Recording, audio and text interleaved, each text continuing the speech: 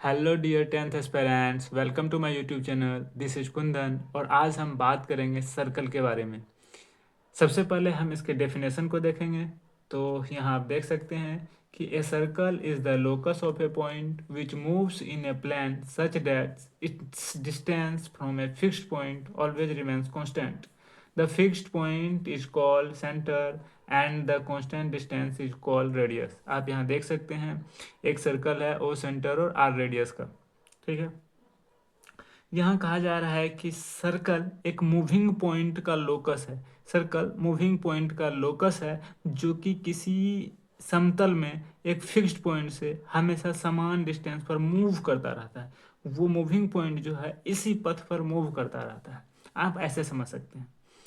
अब हम लोग देखते हैं इसके परिधि की, सरकमफ्रेंस। ठीक है। तो सरकमफ्रेंस है यहाँ कि this is the total length you would travel if you walked exactly once around the circle और the distance around its boundary. It is called perimeter of circle and also called its circumference. यहाँ कहा जा रहा है कि किसी circular path पर आप एक पूर्ण रूप से जब एक चक्कर लगाते हैं तो उस चक्कर में तय की गई दूरी जो होगा वही आपका परिधि होगा। यहाँ और एक चीज यहाँ कहा जा रहा है कि the distance around its boundary. इसके बाउंड्री के अराउंड जो टोटल डिस्टेंस होगा वही इसका सरकमफ्रेंस कहलाता है। ठीक है। सरकमफ्रेंस को समझने के लिए हम एक ऑब्जर्वेशन की चर्चा करते हैं। तो ऑब्जर्वेशन ये है कि किसी भी, चाहे सर्कल छोटा हो या इससे थोड़ा सा बड़ा हो या इससे बड़ा हो या बहुत बड़ा ही सर्कल आप क्यों ना ले लें, ये ले लें, इससे भी बड़ा सर्कल क्यों ना ले लें, किसी भी सर्कल के सरकमफ्रेंस सरकमफ्रेंस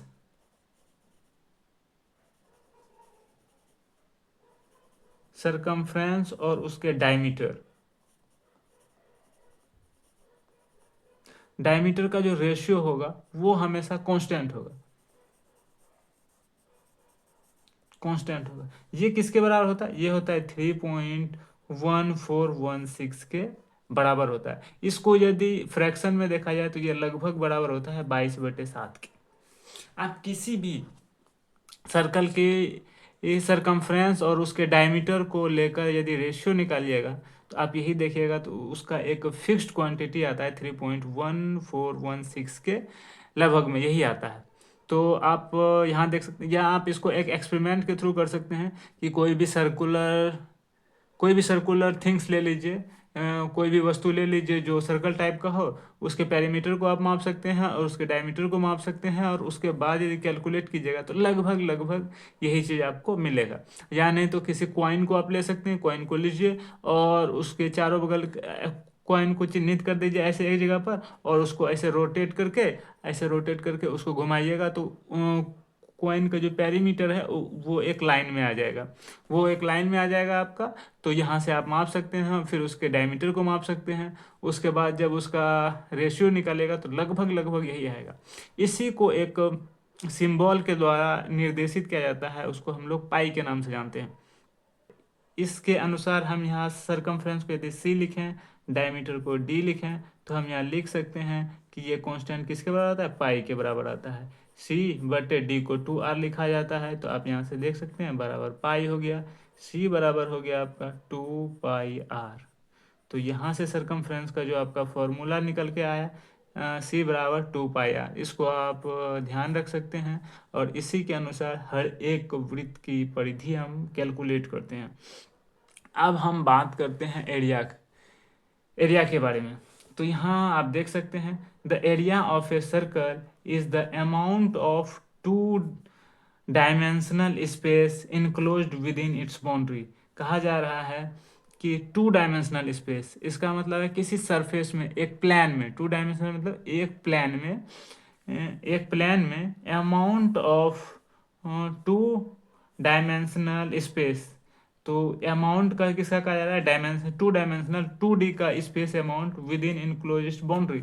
सर्कल के बाउंड्री के अंदर जो भी आपका स्पेस आएगा 2D में, एक प्लेन में, वही क्या कहलाएगा? इसका एरिया कहलाएगा। तो इसके लिए हमने क्या किया, एक सर्कल को लिया और उसको एक स्ट्रिप छोटा छोटा पतला पतला पतला पतला करके ऐसे ऐसे ऐसे ऐसे कट कर लिया, छोटा छोटा एकदम छोटा छोटा पतला करके ऐसे कट कर लिया, यहाँ से कट कर लिया। उसके बाद हमने क्या किया, सबको ऐसे मिला दिया, ऐसे मिला दिया, ऐसे मिला दिया, ऐसे मिला दिया। तो हम क्या देख रहे हैं, इसके चारों बगल की जो बाउंड्री है, एक स्ट्रिप इधर से लगाया, एक स्ट्रिप इधर से लगाया, एक छोटा सा पतला वाला भाग यहाँ लगाया, पतला वाला भाग यहाँ लगाया। इस तरह से दो पतले वाले भाग को जैसे ही लगाते हैं तो एक आयत बन जाता है छोटा वाला, उसको एक जगह लगाते हैं तो उससे बड़ा बनता है, उससे बड़ा बनता है। इस तरह हम यहाँ क्या देखते हैं कि ये पूरा जो सरकमफ्रेंस है आपका, यहाँ आधा तो ऊपर चला गया, आधा नीचे चला गया। हम अभी देखे कि सरकमफ्रेंस का जो फॉर्मूला 2 पाई आर है, आधा ऊपर गया आधा नीचे गया, तो पाई आर ऊपर हो गया और नीचे भी पाई आर हो गया। और चूंकि ये सेंटर से यहाँ तक की दूरी है, ये क्या है, सेंटर से यहाँ तक की दूरी, तो ये आपका आर हो गया। हम जानते हैं कि रेक्टेंगल का जो एरिया होता है, ये आपका लंबाई गुना चौड़ाई, आयत का क्षेत्रफल क्या होता है, लंबाई गुना चौड़ाई। रेक्टेंगल का एरिया एल बी होता है। तो यहाँ से हम कह सकते हैं कि area of circle equal to यहाँ हो जाएगा पाई आर इंटू आर, इसको हम लोग लिख सकते हैं पाई आर स्क्वायर। ठीक है, यहाँ से आपको एरिया का एक स्टैंडर्ड फॉर्म मिलता है। ठीक है, उसके बाद हम लोग अगला जो इम्पोर्टेंट पॉइंट्स है, इम्पोर्टेंट पॉइंट्स, इसको स्टार मार्क करके आप ध्यान रख सकते हैं। एक इम्पोर्टेंट पॉइंट्स यहाँ आप देख सकते हैं कि रेडियस है, सरकमफ्रेंस है, एरिया है। जब आपका रेडियस 7 सेंटीमीटर है, जब आपका रेडियस 7 सेंटीमीटर है, उस सिचुएशन में आपका सरकमफ्रेंस 44 सेंटीमीटर होगा और एरिया 154 सेंटीमीटर स्क्वायर होगा। इसी तरीके से 7K के रूप का जैसे ही आप रेडियस लेते हैं तो उसका सरकमफ्रेंस 44K के रूप का होता है और एरिया 154K स्क्वायर के रूप का होगा।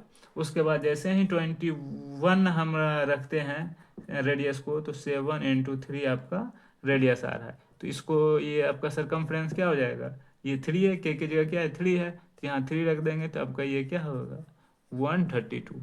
आपका के स्क्वायर क्या होगा 14 × 3 का स्क्वायर इक्वल टू, यहाँ हम कर सकते हैं कि 154 × 9 6 8 13, इतना सेंटीमीटर स्क्वायर हो गया।